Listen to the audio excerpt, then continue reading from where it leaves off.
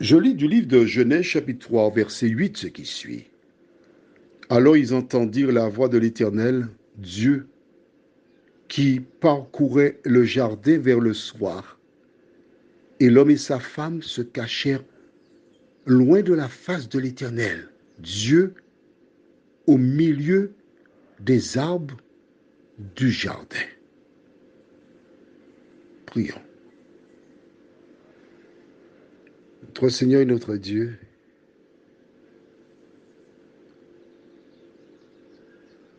alors que nous découvrirons ce passage, mentalement, j'imagine ce couple tremblant qui fuit l'Éternel.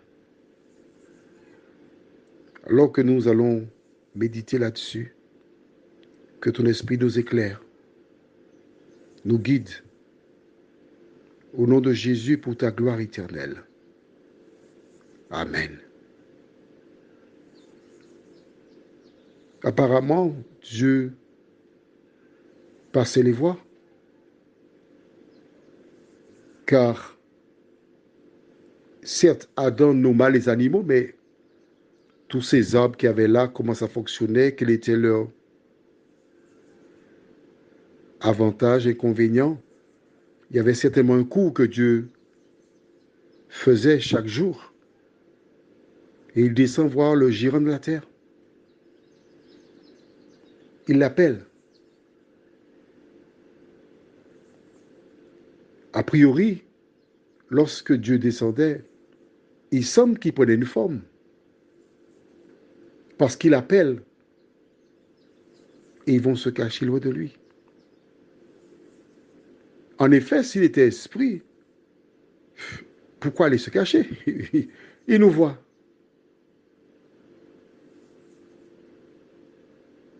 Ils allèrent loin de Dieu.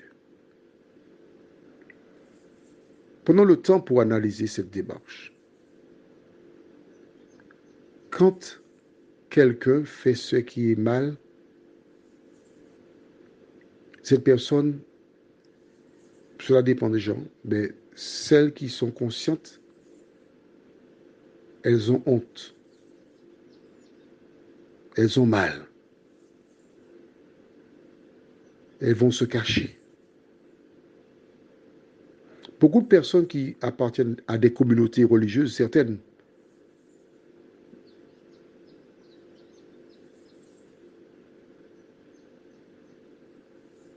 laissent la communauté. Parce que dans certaines de ces communautés, ils sont légalistes. Ils n'ont pas l'amour du Christ. Ils se livrent à la calomnie, à la médisance. Et des gens se sentent en sécurité loin de l'Église. En fait, prenons le temps de comprendre ce comportement. Adam et Ève savent qu'ils ont mal agi. Ils partent. Ils vont se cacher. Mais l'Éternel part à leur recherche. Dans certains cercles, lorsque ces personnes ont fauté, j'ai à l'esprit un homme qui appartient à une sorte d'association. On lui a dit, mon cher, il faut laisser l'association, il faut partir parce que tu as fait quelque chose qu'il ne fallait pas faire. Rends telle chose. Je voudrais te dire que si tu as été rejeté dans une association quelconque, sache qu'elle n'est pas le lieu où l'Éternel réside. Parce que Dieu savait qu'Ève et Adam avaient péché, mais il est parti à leur recherche. L'objectif de l'ennemi était justement de les pousser loin de Dieu à la révolte. Mais Dieu dit non, je pars à ta recherche. C'est pas fini, ça ne fait que commencer. Adam, Ève, parce que Dieu veut te voir. Toi, tu ne veux pas à cause de ton acte, mais lui, il te cherche. Il veut te trouver. Prions, notre Seigneur, notre Dieu. En lisant dans le livre de Genèse chapitre 3, nous découvrons ton amour.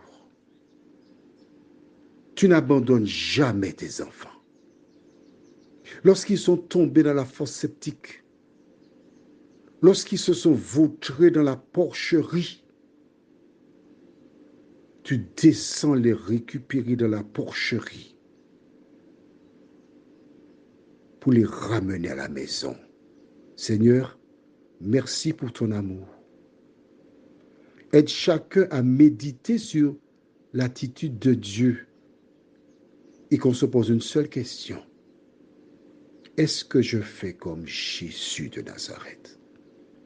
Visite, Seigneur, celles et ceux qui, comme Adam et Ève, sont partis en honte, sont seuls, car ces personnes sont vulnérables. Qu'elles se rappellent que Jésus les aime et qu'il désire les sauver, nous t'en prions. En son nom et pour ta gloire éternelle. Amen. Je te souhaite une bonne journée avec ton Sauveur.